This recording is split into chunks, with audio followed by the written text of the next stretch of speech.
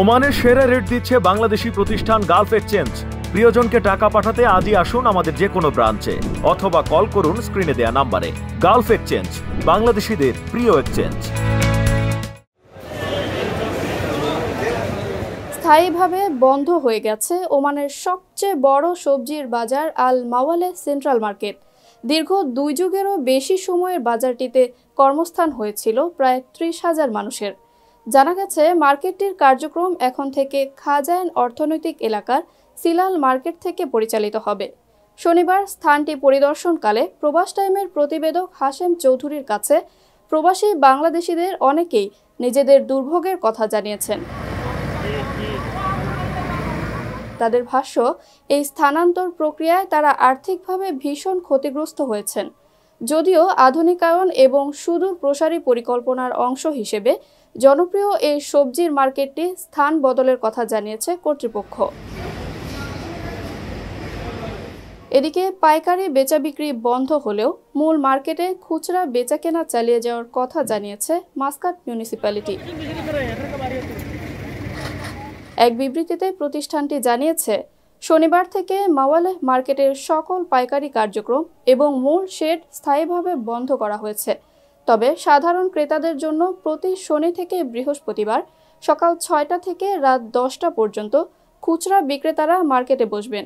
এছাড়া হালকা যানবাহন মার্কেটের 2 নম্বর গেট দিয়ে ভিতরে প্রবেশ করার সুযোগ পাবে বলেও জানা গেছে। সুলভ মূল্যে ভবন নির্মাণের যাবতীয় সামগ্রী, রোলার, বোম লোডার, হাইয়াব ও 50 টনের গাড়ি পর্যন্ত মিলছে ওমানের মাবেলা সানাইয়ার আফাক আল আসমাত আল মাতুয়াত এলএলসিতে। অর্ডারের জন্য কল করুন স্ক্রিনে দেয়া নাম্বারে। বিমানের একের পর এক ফ্লাইট বিভ্রাটের ঘটনার মধ্যেই আলোচনায় মাস্কাটের স্ক্রু কাণ্ড। বৃহস্পতিবার ভোরে বিমানের যাত্রী তুলে পাইলট ও সংশ্লিষ্টরা দেখতে পান ফুয়েল ট্যাঙ্কের 2টি স্ক্রু নেই। সেই থেকে প্রায় 20 ঘন্টা বিলম্বের পর এয়ারক্রাফটের যান্ত্রিক ত্রুটি সারানো হয়। পরে ওই ফ্লাইটের 146 জন যাত্রী নিয়ে শুক্রবার ভোর 3টায় ঢাকায় পৌঁছে উড়োজাহাজটি। এই ঘটনায় চরম ভোগান্তি পোহান ফ্লাইটে থাকা প্রবাসী যাত্রীরা। বিস্তারিত প্রতিবেদনে। ওমানের মাস্কাট থেকে ঢাকাগামী বিমান বাংলাদেশ এয়ারলাইন্সের একটি ফ্লাইটের যান্ত্রিক ত্রুটির ঘটনায় ব্যাপক সমালোচনা হচ্ছে। বৃহস্পতিবার ভোরে যাত্রী তুলে বিমান উড্ডয়নের প্রস্তুতিকালে পাইলটসহ সংশ্লিষ্টরা দেখতে পান ফুয়েল ট্যাঙ্কের 2টি স্ক্রু নেই। ওমানের প্রকৌশলীদের বিষয়টি জানানো হয়। অবশ্য তাদের কাছে সেই স্ক্রু পাওয়া যাচ্ছিল না। পরে ঢাকা থেকে আরেকটি ফ্লাইটে প্রকৌশলীরা স্ক্রু নিয়ে যান। এ কারণে ফ্লাইটটি ছেড়েছে অন্তত 20 ঘন্টা পরে। এর আগ পর্যন্ত চরম ভোগান্তি পোহান ফ্লাইটে থাকা প্রবাসী যাত্রীরা। ফ্লাইটের তথ্য বলছে, বিমানের বোয়িং 737-800 মডেলের এয়ারক্রাফটটি বুধবার দিনগত রাত 2:30টার দিকে ঢাকার উদ্দেশ্যে ছেড়ে আসার কথা। তবে উড্ডয়নের ঠিক আগে আগে বাধে বিপত্তি। সেই থেকে প্রায় 20 ঘন্টা বিলম্বের পর এয়ারক্রাফটটির যান্ত্রিক ত্রুটি সারানো হয়। পরে ওই ফ্লাইটের 146 জন যাত্রী নিয়ে শুক্রবার ভোর 3টায় ঢাকায় পৌঁছে উড়োজাহাজটি। বিমানটিতে যাত্রী হিসেবে থাকা ওমান প্রবাসীরা এ ঘটনায় চরম বিরক্তি ও উদ্বেগ প্রকাশ করেছেন। প্রচণ্ড গরম ছিল, খাওয়া দাওয়ার তো কোনো ব্যবস্থাই ছিল না। আমরা জিজ্ঞেস করার পরে বলল যে বিমান ঠিক হয়ে যাবে, হয়তো একটু সামরিক একটু সমস্যা। তেরম করতে করতে প্রায় 4-4.5 ঘন্টা বিমানের ভিতরে আমরা, কিন্তু আমাদের কোনোভাবেই বের হতে দেয়নি। প্রচণ্ড গরম ছিল এবং খুব হয়রানি শিকার হয়েছি। খাবার টাবার দেয় নাই, সারা রাত সবাই না খাওয়া এখানেই। অপেক্ষা করতে করতে ভোর হয়ে গেল, প্রায় 6টা-6:30 বেজে যায়, কোনোভাবে কোনো কিছু হয় না। শেষ পর্যন্ত একটা হোটেল রুমে নিয়ে রাখছে। জানতে চাইলে বিমানের জনসংযোগ শাখার মহাব্যবস্থাপক বশরা ইসলাম বলছেন, যাত্রীদের যাতে কোনো সমস্যা না হয় সেদিকে খেয়াল রাখা হয়েছিল। উড়োজাহাজের ত্রুটি সারানোর আগ পর্যন্ত তাদের একটি হোটেলে রাখা হয়। এরপর সবকিছু ঠিক হলে সে বিমানে করেই তাদের ঢাকায় নিয়ে আসা হয়েছে। ওমানের হামিরিয়ার হোন্ডা রোডে চালু হলো বাংলাদেশি প্রতিষ্ঠান আল শেফার ফার্মেসি, যেখানে সকল ধরনের ঔষধ, কসমেটিক্স ও সার্জিক্যাল আইটেম মিলছে সুলভ মূল্যে। অভিজ্ঞ ফার্মাসিস্টদের থেকে ব্যক্তিগত পরামর্শ কিংবা ওষুধ নিতে যোগাযোগ করুন স্ক্রিনে দেওয়া নাম্বারে। বড় প্রত্যাশা নিয়ে বিমানবন্দরে বিশেষ শাটল বাস সার্ভিস চালুর সপ্তাহ না পেরোতেই সেবা নিয়ে অভিযোগ পাওয়া গেছে। উদ্বোধনের প্রথম দিন সুনাম কুড়ালেও পরদিন থেকে স্থবির হয়ে গেছে বাসের চাকা। অনেক প্রবাসী বিমানবন্দর থেকে বাসে উঠেও কাঙ্ক্ষিত সেবা না পেয়ে বিকল্প পথ বেছে নিতে বাধ্য হয়েছেন। প্রবাসীরা বলছেন যে আশা নিয়ে তারা শাটল বাসের জন্য এতদিন অপেক্ষা করেছেন তা এখনও যথাযথ বাস্তবায়ন হয়নি। এ বিষয়ে সংশ্লিষ্টদের তদারকি চেয়েছেন তারা। প্রবাসীদের সুবিধা বিবেচনায় গত বুধবার হযরত শাহজালাল আন্তর্জাতিক বিমানবন্দরে বিশেষ শাটল বাস সার্ভিস চালু হয়।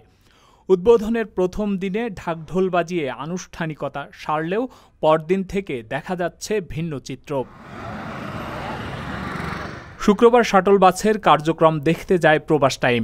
দীর্ঘ সময়ের পর্যবেক্ষণে প্রতিবেদক দেখতে পান চালকবিহীন শাটল বাস দুটি সারাদিনই বিমানবন্দরের 1 ও 2 নম্বর টার্মিনালে দাঁড়িয়ে আছে। বাসেরই একজন কর্মচারী জানান, বিআরটিসি ডিপো থেকে গাড়ি পাঠালেও তা তদারকি কিংবা যাত্রী আনা নেওয়ার বিষয়ে এভিয়েশন কর্তৃপক্ষ কোনো খোঁজ খবরই নিচ্ছে না। এই খরচটা তো আপনার করতে মেনটেন করতে হবে।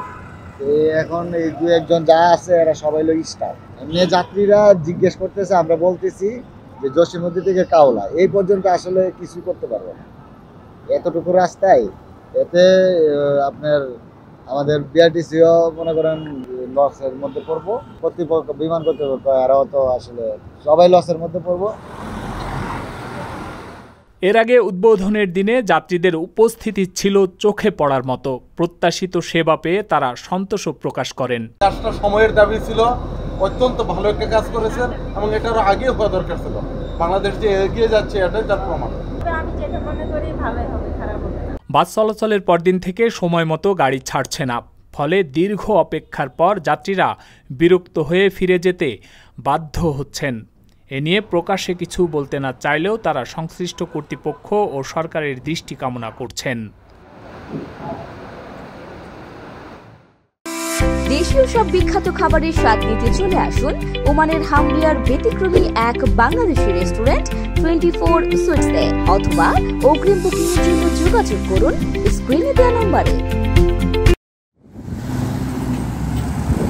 প্রায় 1 যুগ পর আকামা পরিবর্তনের সুযোগ পেতে যাচ্ছেন কুয়েত প্রবাসীরা। 20 নম্বর ভিসা বা খাদেম গৃহকর্মী ভিসা পরিবর্তন করে 18 নম্বর ভিসা বা বেসরকারি খাত ভিসা করার পরিকল্পনা করছে দেশটির সংশ্লিষ্ট মন্ত্রণালয়। কুয়েতের প্রথম উপপ্রধানমন্ত্রীর নেতৃত্বে অনুষ্ঠিত এক বৈঠকে জনশক্তি বিভাগকে একটি খসড়া প্রস্তুত করার নির্দেশ দেওয়া হয়েছে। সেখানে বলা হয়েছে, গৃহকর্মীদের বেসরকারি খাতে কাজ করার জন্য ভিসা 18তে পরিবর্তনের ক্ষেত্রে 2 মাসের জন্য নিষেধাজ্ঞা তুলে নেওয়া হবে। একাধিক প্রবাসীর সঙ্গে কথা বলে জানা যায়, যেসব প্রবাসী গৃহকর্মী ভিসায় আসার পরে মালিকের অনুমতি সাপেক্ষে অন্যত্র কাজ করেন, তারা এই সুযোগ বেশি কাজে লাগাতে পারবেন। কুয়েত সরকারের এমন সিদ্ধান্তে আনন্দিত প্রবাসী বাংলাদেশিরাও। তবে প্রবাসীরা কোন ধরনের শর্ত সাপেক্ষে আকামা পরিবর্তনের সুযোগ পাবে সে বিষয়ে এখনও কিছুই জানায়নি কুয়েত কর্তৃপক্ষ। তবে খুব শিগগির এ আইন বাস্তবায়ন হবে বলেই ধারণা করা হচ্ছে। 2023-24 অর্থ বছরে জনশক্তি আমদানির জন্য চূড়ান্ত সিদ্ধান্ত নিতে ওই বৈঠক করা হয়। প্রথম উপপ্রধানমন্ত্রীর নেতৃত্বে ওই বৈঠকে শ্রম অভিবাসন খাতকে গতিশীল ও সুসংহত করার লক্ষ্যে বৈদেশিক কর্মসংস্থান নীতি নিয়ে আলোচনা হয়। সংশ্লিষ্টরা মনে করছেন, পরিবর্তনশীল যোগান ও চাহিদার নিরিখে শ্রমবাজারে ভারসাম্য রক্ষায় সহায়ক ভূমিকা রাখতে পারবে এই ভিসা পরিবর্তন কার্যক্রম।